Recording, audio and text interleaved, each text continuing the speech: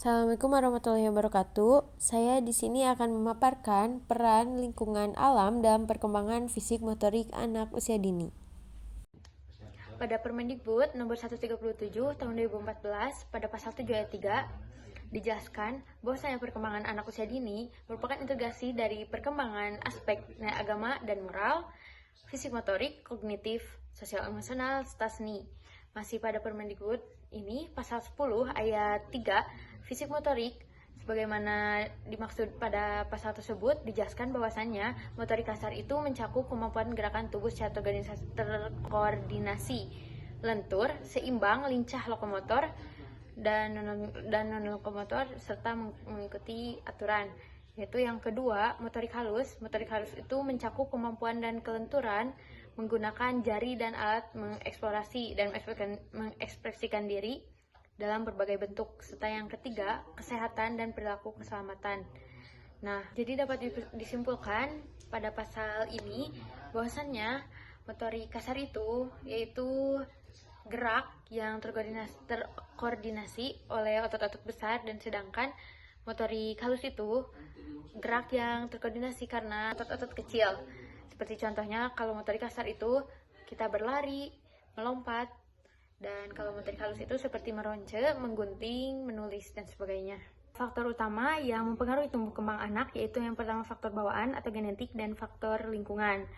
Lingkungan yang mendukung rangsangan, sensorik, dan aktivitas fisik dapat merangsang perkembangan motorik anak. Perkembangan motorik mengacu pada perubahan motorik yang disebabkan faktor biologis dan lingkungan. Dapat disimpulkan pada pembahasan ini atau pada penjelasan ini bahwasannya motorik anak itu terstimulasi oleh lingkungan itu sendiri. Aktivitas alami di luar ruangan memiliki efek yang positif dan signifikan terhadap kemampuan motorik anak. Dan anak-anak yang cenderung aktivitas di luar ruangan memiliki kemajuan lebih besar dalam hal-hal seperti yang pertama kecepatan dan ketangkasan berlari, yang kedua keseimbangan, dan yang ketiga kekuatan, keempat keterampilan motorik kasar, kelima koordinasi bilateral, yang keenam keterampilan motorik halus.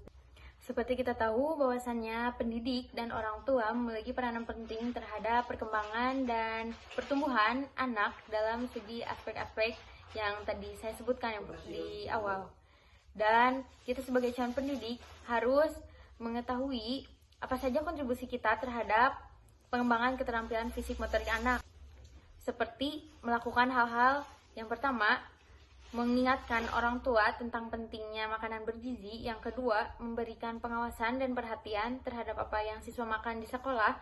Yang ketiga, memberikan pengarahan, pengajaran, dan pembimbingan terhadap anak yang aktif di dalam kelas maupun di luar kelas. Dan yang terakhir, memberikan ruang bermain bagi anak didik. Kesimpulannya, lingkungan sangatlah berpengaruh dalam perkembangan anak usia dini karena dalam proses perkembangan anak, lingkungan merupakan faktor yang sangat penting setelah faktor bawaan. Perkembangan anak usia dini yang sering aktivitas dalam ruangan dengan di luar ruangan berbeda, terutama dalam aspek perkembangan fisik motorik anak. Sekian pemaparan dari saya. Terima kasih. Wassalamualaikum warahmatullahi wabarakatuh.